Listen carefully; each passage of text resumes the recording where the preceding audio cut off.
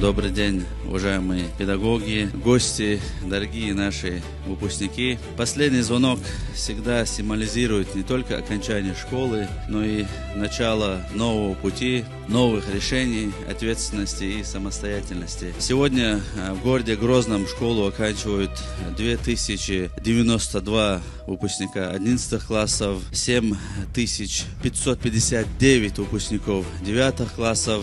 За этими цифрами судьбы, мечты, переживания, труд учителей, родителей и годы жизни, проведенные за школьной партой.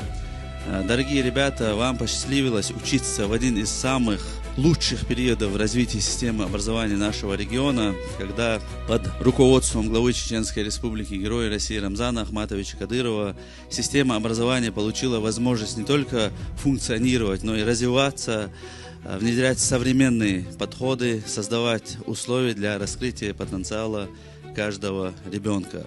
Сегодня особые слова благодарности хочется выразить педагогам, управленцам, чей труд невозможно измерить показателями, цифрами, потому что настоящий учитель влияет не только на знания ребенка, но и на судьбу человека. Я благодарю тех родителей, которые все эти годы были рядом со своими детьми, поддерживали, переживали, верили и помогали. Дорогие наши выпускники, я желаю вам уверенности, мудрости, крепкого здоровья, душевного спокойствия и удачи на предстоящих экзаменах и успехов на всех этапах вашей жизни.